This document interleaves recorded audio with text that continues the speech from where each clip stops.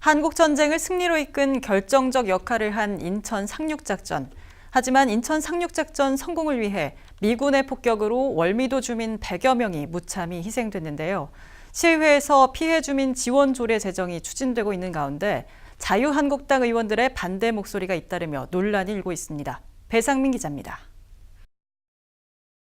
한국전쟁 당시 인천 상륙작전의 성공을 위해 1950년 9월 10일 새벽 미 공군은 월미도 전역에 네이팜 탄으로 사전 폭격을 가했습니다.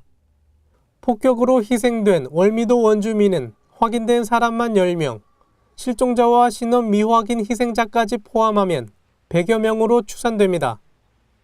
인천시의회는 월미도 피해 주민의 생활안정 자금을 지원하는 조례 제정을 추진하고 있습니다. 이에 대해 자유한국당 국회의원들이 반발하고 있습니다. 김진태 의원은 페이스북을 통해 전쟁의 피해를 겪지 않은 국민이 어딨냐며 그렇다면 동학혁명, 임진왜란 피해까지 보상해야 하느냐고 되물었고 전희경 자유한국당 대변인은 전범인 북한에게 말을 못하고 유엔군에게 피해를 보상하라는 게 문재인 정부의 정의로운 사회냐고 꼬집었습니다. 논란이 확산되자 월미도 피해 주민과 인천시민사회단체는 수구 세력의 시대착오적 색깔론 망동이라고 규탄했습니다. 월미도 원주민들은 전쟁 이후 월미도엔 미군과 우리 군이 차례로 주둔했고 지금은 공원이 조성됐다며 정부와 국회의 무관심 속에 70년 동안 눈앞의 고향에도 돌아가지 못하는 실향민 신세라고 말했습니다.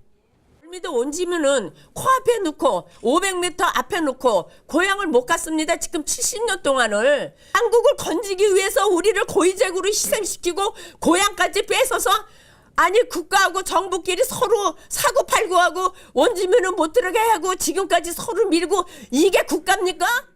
조례를 대표 발의한 더불어민주당 안병배 시의원은 국민의 생명과 재산을 보호하는데 진영 논리의 잣대를 대는 건 적절치 않다며 법제처의 유권 해석을 받아 적법하게 추진된 조례라고 설명했습니다.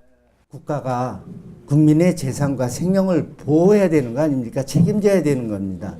그럼에도 불구하고 국회에서는 국민의 생명과 재산을 내버려 둔 채 지자체에서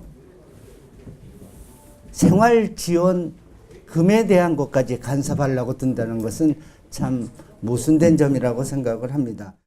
해당 조례는 29일 시의회 본회의에서 처리됩니다. 티브로드 뉴스 배상민입니다.